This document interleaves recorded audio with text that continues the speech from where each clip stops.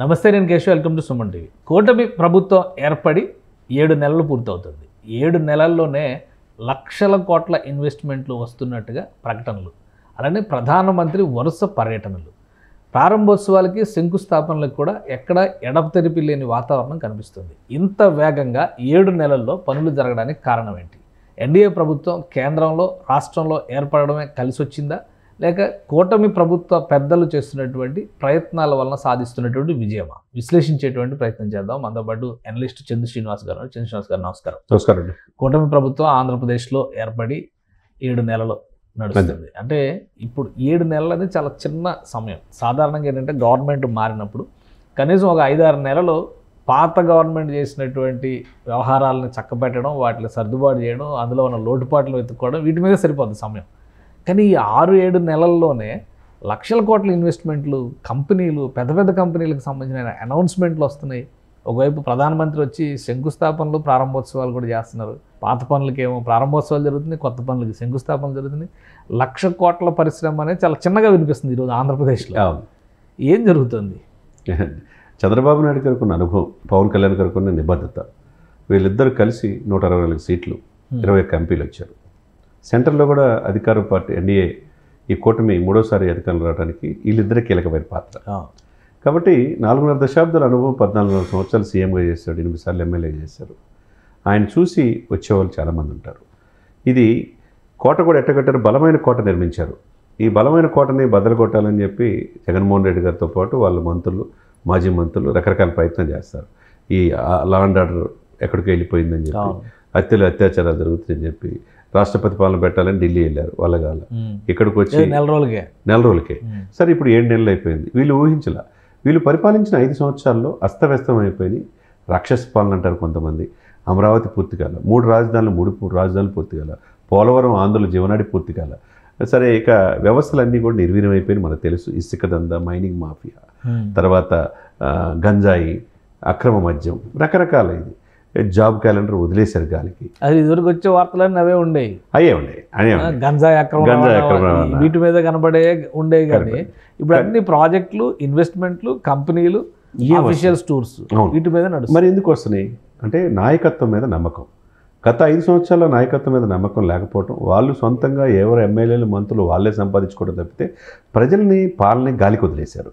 ఇక్కడ ఏమవుతుంది, మీరు చెప్పినట్టు కేశవ్ గారు, ఒకవైపు అస్తవ్యస్తమైన ఈ వ్యవస్థని గాడిలో పెట్టాలంటే ప్రయారిటీ ఆర్డర్ ఆఫ్ ప్రయారిటీలో వెళ్ళాలి. 1వ తారీఖు సామాజిక పెన్షన్లు, పెంచిన పెన్షన్లు ఇవ్వాలి, వాలంటీర్లను పెట్టుకొని వాలంటీర్లు జీతాలు ఇవ్వాలి 5వ తారీఖు లోపు. ప్రాధాన్యత క్రమం బట్టి ఎక్కడి నుంచి తీసుకొస్తున్నారు, ఎట్లా అప్పులమయమైపోయిన ఈ రాష్ట్రం 10 లక్షల కోట్ల అప్పులమై ఉంటే వడ్డీలే కట్టాల్సిన ఈ పరిస్థితులు ఎలా తీసుకొస్తున్నట్టు ఒక నమ్మకం ఈ ప్రభుత్వం మీద ఉంది. ఈ ప్రభుత్వాన్ని పడగొట్టాలని రకరకాల పత్రికల రూపంలో కొంతమంది ప్రయత్నం చేస్తున్నారు. ఒకవేళ అధికార ప్రతినిధుల రూపంలో ఇంకొకరు ప్రయత్నం చేసి లోకేష్ గారు డిప్యూటీ సీఎం కావాలంటారు. మరి పవన్ కళ్యాణ్ గారు ఎదుగుతున్నారు, మరి మీ కొడుకు ఎదగరా అని చెప్పేసి వీళ్ళ మధ్య ఇది పెడుతున్నారు తప్పితే వీళ్ళు చాలా అన్యోన్యంగా ఉంది ఈ బంధం. ఈ బంధం 15 సంవత్సరాలు ఉంటుంది ఈ కూటమి అని చెప్పి సాక్షాత్తు పవన్ కళ్యాణ్ గారు మన స్టేట్మెంట్ ఇచ్చారు. వీళ్ళకి ఏం కావాలి అంటే సుపరిపాలన అందిస్తున్న రాష్ట్ర భవిష్యత్తు కావాలా, వీళ్ళ పట్ల అరమరికలు ఉండి వీళ్ళ మధ్య గ్యాప్ తీసుకొచ్చి ఈ ప్రభుత్వం పడగొట్టేట్టు చూడాలా అనేది ఒకసారి మన ఆత్మపరిశీలన చేసుకోవాలి ఎవరైతే విమర్శిస్తారో. ఇక్కడ ఏంటి, లక్షల కోట్లు. మొన్న మోదీ గారు వచ్చినప్పుడు 2,08,000 కోట్లు పెట్టుబడులు మనం చూసాం. అంతకుముందు బడ్జెట్లో ఎప్పుడు అసలు ఎంత వచ్చి ఉంటుంది మొత్తం ఈ 7 నెలలు? దాదాపు 5 లక్షల కోట్ల పెట్టుబడులు. 5 లక్షల కోట్ల పెట్టుబడులు ఆంధ్రప్రదేశ్ 7 నెలల్లో వచ్చినాయి. దేశంలో ఏ రాష్ట్రం వచ్చి ఉండవు. ఏంటి ఇప్పుడు రాష్ట్ర బడ్జెట్ 2.5 లక్షల కోట్లు, 3 లక్షల కోట్ల లోపే ఉంది. 5 లక్షల కోట్ల ఇన్వెస్ట్మెంట్లు, అఫీషియల్ గా అనౌన్స్మెంట్లు, అగ్రిమెంట్లు, కొన్ని పనులు ప్రభుత్వం ప్రైవేట్ భాగస్వామ్యం. ఎవరైనా మేము పెడతానికి దేశాల నుంచి నమ్మకం కలిగింది. గత 5 సంవత్సరాలు ఎందుకు నమ్మకం కలగల, ఎందుకు పెట్టుబడులు పెట్టలేకపోయారు? ఈ 5 లక్షల కోట్ల పెట్టుబడులు అంటే డైరెక్ట్ ఆర్ ఇండైరెక్ట్ 10 నుంచి 12 లక్షల మందికి ఉపాధి వస్తుంది. వాళ్ళు 20 లక్షల ఉద్యోగాలు ఇవ్వాలని ఈ కూటమి నిశ్చయించుకుంది. మరి దీనివల్ల ఇప్పుడు 7 నెలల్లోనే ఇంత 5 లక్షల కోట్ల పెట్టుబడులు తీసుకొచ్చారంటే మనం ఈ సంక్రాంతి పర్వదాన్ని అప్రిషియేట్ చేయాలి ప్రభుత్వాన్ని. ఏ సిఐఏ సమిట్లు పెట్టలేదు, ఇంకా జస్ట్ మా మీటింగ్, ఇంకా దావోస్ కూడా ఇంకా వెళ్ళబోతున్నారు. సో ఈ సమయంలోనే 5 లక్షల కోట్లు అనేది చాలా పెద్ద నంబర్గా కనిపిస్తుంది. అవునండి. ఇప్పుడు విపక్షాలు కూడా అదే విమర్శలు చేస్తుంది, ఇవన్నీ అంకెల్ గారడి కాకి లెక్కలు అవి ఇవి అంటున్నారు.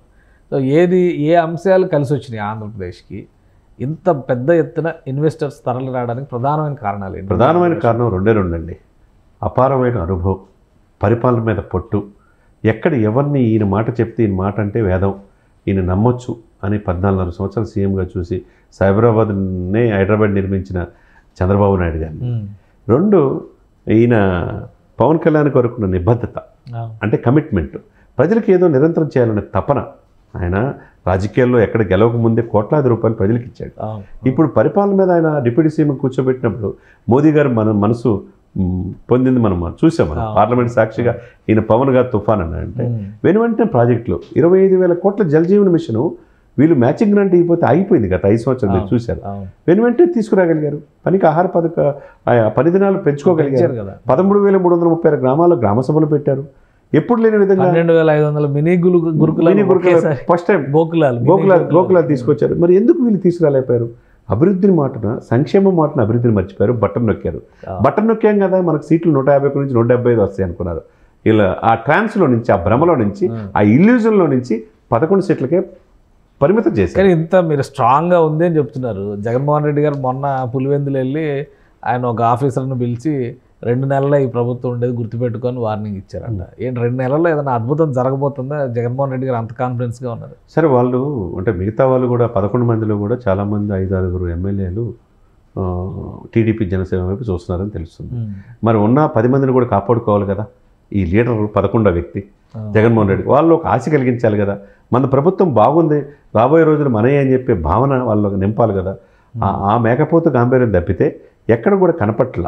భవిష్యత్తులో వైసీపీ ఉంటుందా లేదా అనేది ఇదిలో ఉంది.